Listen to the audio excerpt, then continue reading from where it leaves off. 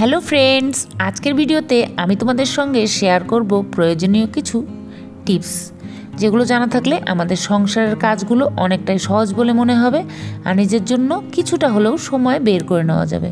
তো চলো দেখে নেওয়া যাক টিপসগুলো। নমস্কার বন্ধুরা, আমি দেবজানিস কিচেনে তোমাদের অনেক অনেক স্বাগত। যারা যারা আমার চ্যানেলটাকে সাবস্ক্রাইব করে নিয়েছো তাদেরকে অনেক ধন্যবাদ। যারা যারা এখনও করোনি অবশ্যই করে আমার চ্যানেলটাকে সাবস্ক্রাইব করে নিও আর পাশে থাকা বেল বাটনটাতেও প্রেস করে দিও, যাতে পরবর্তী ভিডিওর নোটিফিকেশন তোমরা সঙ্গে সঙ্গে পেয়ে যাও। তো বন্ধুরা, কিছু কিছু কাজ টিপস মেনে করলে কাজগুলো আমাদের অনেক সহজ বলে মনে হয়। তো চলো প্রথম টিপস। তো বন্ধুরা, আমি কিছুটা পেঁয়াজের খোসা নিয়ে নিয়েছি। আর পেঁয়াজের খোসা দিয়ে কি করব অবশ্যই পুরো ভিডিওটা দেখো, তাহলে বুঝতে পারবে। এই পেঁয়াজের খোসা আমরা তো ফেলেই দিয়ে থাকি, প্রত্যেক দিন আমরা রান্নাবান্নার পর এই পেঁয়াজের খোসা ফেলে দিয়ে থাকি। কিন্তু এই পেঁয়াজের খোসা আমাদের সংসারের কি কাজে লাগে এর আগে আমি একটা ভিডিওতে দেখিয়েছি। আজকে আমি শুধু দেখাবো যে এই পেঁয়াজের খোসা দিয়ে আরও কি কি কাজ করতে পারি। তো দেখো, এই পেঁয়াজের খোসা কিন্তু আমাদের খুবই উপকারী একটা কাজ হতে পারে। সেটা হচ্ছে এই যে পেঁয়াজের খোসাগুলো, সেগুলো তো আমরা প্রত্যেকদিন ফেলে দিই, ফেলে না দিয়ে একটু জমা করে নিলে কিন্তু হয়ে যায়। একটা কন্টেনারের মধ্যে আমি জল নিয়েছি 1 থেকে 1.5 লিটার, আর এই জলের মধ্যে কিছুটা পেঁয়াজের খোসা আমি দিয়ে দেব। তো আমরা ঘরে যে রান্নাবান্না করি সেখান থেকেও পেঁয়াজের খোসা নিতে পারি, নাইবা আমাদের যখন সবজি কিনতে যাই তখন সবজিওয়ালার কাছে চাইলেই কিন্তু এমনিতেই দিয়ে দেয়। তো আমরা যে কোনো জায়গার থেকে কালেক্ট করতে পারি। এতগুলো লাগবে তার কোনো কথা নেই, তোমরা অল্প করেও করতে পারো যতটুকু বাড়িতে হয়।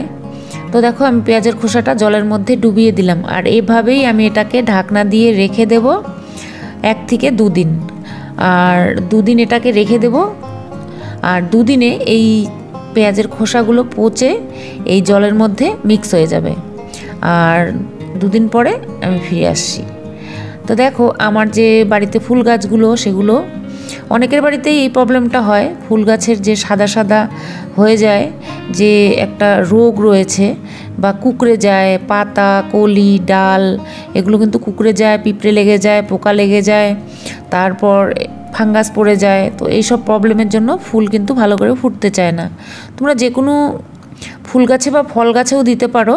আমি সেই জলটাকে ছেঁকে একটা স্প্রে বোতলে ভরে নিয়ে আসলাম, আর এবার এই জায়গাগুলোতে আমি স্প্রে করে দিচ্ছি এই পেঁয়াজের খোসার জলটা। তাতে করে কি হবে, যে জায়গাগুলো ফাঙ্গাস পড়ে গেছে সেই জায়গাগুলো কিন্তু ঠিক হয়ে যাবে। 2-1 দিন যদি এভাবে স্প্রে করা যায়, অতগুলো তো লাগবে না, যখন দরকার হবে তখন একটু করে নিয়ে এসে স্প্রে করে দিলেই কিন্তু সেই পোকাগুলো মরে যাবে, পিঁপড়েও থাকবে না, আর ফাঙ্গাসও পড়বে না, সাদাও হবে না। আশা করি টিপসটা ভালো লেগেছে। এবার আসা যাক পরের টিপসে। বন্ধুরা, আমরা যতই কম করে কাঁচা লঙ্কা আনি না কেন, কয়েকটা করে কিন্তু পচেই যায়, এটা কিন্তু হয়ই। কিন্তু কিভাবে রাখলে কাঁচা লঙ্কা কখনোই পচবে না, কম কিংবা বেশি আনলেও পচবে না বা শুকিয়ে যাবে না, সেটাই তোমাদেরকে দেখাবো। তো দেখো, আমার এখানে অনেকগুলো লঙ্কা নিয়ে এসছে, আর এগুলো স্টোর করে রাখতে হবে যাতে আমি এটা 1 মাস ভরে রান্না করতে পারি। তাহলে এটা কিন্তু নষ্ট হলে চলবে না। তো সেই জন্য এতগুলো লঙ্কা আমি প্রথমে এটাকে ধুয়ে নিচ্ছি। তোমরা হয়তো অনেকে ভাবতে পারো যেটা ধুলে হয়তো পচে যাবে, কিন্তু একদমই না। যেভাবে রাখবো স্টোর করে, তাতে করে এটা পচবে না। 1 মাস কেন, 1 মাসের বেশিও থাকবে। তো দেখো, 2 থেকে 3 বার ধুয়ে এটা আমি একটা ঝুড়ির মধ্যে ঢেলে দিয়েছি, আর জলটাকে ঝরতে দিয়েছি। এবার জলটা ঝরে গেছে, একটা কিচেন টাওয়াল পেতে লঙ্কাগুলোকে আমি ঢেলে দিলাম, আর ফ্যানের হাওয়ায় কিন্তু লঙ্কাগুলো 10-15 মিনিটেই শুকিয়ে গেছে। এবার বোটাগুলো ছাড়িয়ে নিয়েছি সবগুলোর, আর একটা কন্টেনার নিয়েছি, আর কন্টেনারের নিচে আমি দিয়ে দেব টিস্যু পেপার। তোমরা যদি টিস্যু পেপার হাতের কাছে না পাও, তাহলে এর মধ্যে নিউজ পেপার দিয়ে দিতে পারো। তো দেখো, এই লঙ্কাগুলোকে এবার এই কন্টেনারের মধ্যে নিয়ে নিলাম, আর ঢাকনা দিয়ে এটা রেখে দেব ফ্রিজে। আর ফ্রিজে এটা 1 মাস থাকবে, তাও নষ্ট হবে না নর্মাল ফ্রিজে। যাওয়া যাক পরের টিপসে। তো আমাদের সুই সুতা আমাদের কিন্তু ঘরে থাকে, সববার ঘরেই থাকে, কিন্তু সুইটা অনেকেরই মরিচা ধরে যায়, অনেকেরই হয়, এটা আমারও হয়। তো সেই জন্য আমি কিভাবে রাখি, এই যে সুইগুলো একটা কৌটোর মধ্যে আমি কি করি রেখে দিই। সবগুলো সুই একটা কৌটোর মধ্যে রেখে দিই, আর এই কৌটোর মধ্যে একটু নারকেল তেল দিয়ে রাখি।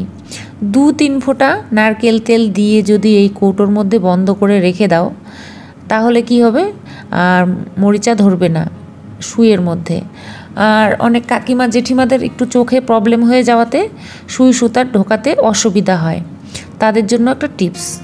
দেখতেই পাচ্ছ সুতোর মধ্যে সুই অনেকেই এরকম হয় দেখতে পারে না, তাদের জন্য এই টিপসটা আমি দেখাচ্ছি। যাদের বাড়িতে কেউ নেই, একা করতে হয় এই সুই সুতা লাগানো, তারা একটু করতে পারো। একটু মাথার মধ্যে একটু নেল পালিশ লাগিয়ে দিবে। সুতোর মাথার মধ্যে যদি একটু নেল পালিশ লাগিয়ে দেওয়া যায়, তাহলে কি হবে, 2-1 মিনিটের মধ্যেই এই নেল পলিশটা শুকিয়ে যাবে আর সুতোর মাথাটা একটু শক্ত হয়ে যাবে, আর এবার সুইয়ের মধ্যে ইজিলি ঢুকে যাবে। তো এই টিপসটা আমার বয়স্ক কাকিমা জেঠিমাদের জন্য, যারা চোখে একটু প্রবলেম রয়েছে, তারা কিন্তু এই টিপসটা মেনে যদি সুই সুতা ভরতে যাও, তাহলে কিন্তু খুব সহজেই এটা ভরতে পারবে। তো এভাবে করে তোমরা সুই সুতা ইজিলি ভরে নিতে পারো। তো দেখো আমি এবার এই সুইটাকে লাগিয়ে নিয়েছি, আর আমার যেটা কাজ সেই কাজটা করব।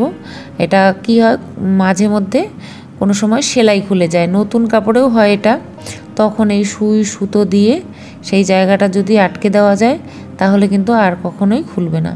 যাওয়া যাক এবার পরের টিপসে। তো বন্ধুরা, আমরা কিন্তু অনেকেই ড্রামের জল খাই, যে ড্রামগুলো হয় 20 লিটারের, তো সেই ড্রামগুলো কি হয়, লোক এসে ঢেলে দিয়ে যায়। কিন্তু এটার যেটা প্রবলেম, এই যে ড্রামের গায়ের মধ্যে অনেক নোংরা ময়লা লেগে থাকে, গাড়ি দিয়ে নিয়ে আসে, সেই নোংরা ময়লাগুলো কিন্তু উল্টে দিলে সঙ্গে সঙ্গে নিচের ড্রামের মধ্যে এই নোংরাগুলো চলে যায়। সেই জন্য যাতে নোংরা ময়লা না হয়, তার জন্য আমি কি করেছি, বাথরুমের মধ্যে নিয়ে গিয়ে একটু জল ঢেলে ভালো করে ধুয়ে তারপর এনে এটাকে ঢালবো, আর এইভাবেই আমি রাখি। তাতে কি হয়, নিচে নোংরা ময়লাগুলো যায় না, কারণ এগুলো তো গাড়ি দিয়ে নিয়ে আসে, অনেক ধুলো ময়লা লেগে থাকে, আর সেটা উল্টে দেওয়ার সঙ্গে সঙ্গে নিচের জারের মধ্যে চলে যায়। তো সেই জন্য তোমরা এভাবে করে ভালো করে ধুয়ে নিয়ে তারপরে এটা লাগাতে পারো। যাওয়া যাক পরের টিপসে।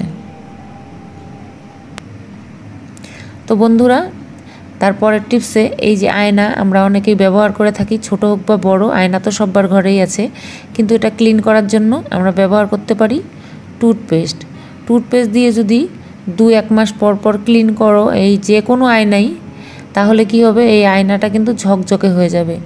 তো দেখো অনেক বন্ধুরা আমাকে কমেন্ট করেছে যে কিভাবে আয়নার দাগ তোলা যায়, সেই জন্যই আমি আজকে এই ভিডিওটা করলাম, যে আয়নার দাগ খুব সহজেই তোমরা চকচকে করে নিতে পারো। একটা পুরনো কাপড় দিয়ে এবার হালকা করে ভিজিয়ে এটা মুছে নিলাম, আর কত সহজেই উঠে গেল।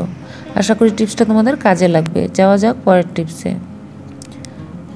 তো বন্ধুরা, আমি এখন যে জিনিসটা ক্লিন করব সেটা হচ্ছে রান্নাঘরেরই একটা জিনিস, আর এটা ক্লিন করব শ্যাম্পু দিয়ে। 1 টাকার একটা শ্যাম্পু দিয়ে প্রচুর কাজ করে নিই আমি রান্নাঘরের। তো এখন তোমাদেরকে দেখাবো যে রান্নাঘরের কিচেন র্যাকটা থাকে, যে র্যাকটার মধ্যে আমরা মশলা বা যে কোনো জিনিস রাখি রান্নার সামনে, তো সেই স্ট্যান্ডটা কিন্তু তেল চিটচিটে হয়ে যায় রান্নার পাশে থেকে। সেটা 2-3 মাস পর পর বের করে একটু ক্লিন করতে হয়, আর এটা ক্লিন না করলে কিন্তু একদম শক্ত হয়ে যাবে। তো সেই জন্য এটাকে যদি শ্যাম্পু দিয়ে সুন্দর করে ক্লিন করে নাও মাঝে মধ্যে 1-8 মাস পরে, তাহলে দেখবে এর মধ্যে আর তেল চিটচিটে দাগ বসবে না। তো দেখো সবগুলো টিপসই মনে হয় তোমাদের ভালো লেগেছে। ভালো লাগলে লাইক করে দিও, আর চ্যানেলটা সাবস্ক্রাইব করো না, সাবস্ক্রাইব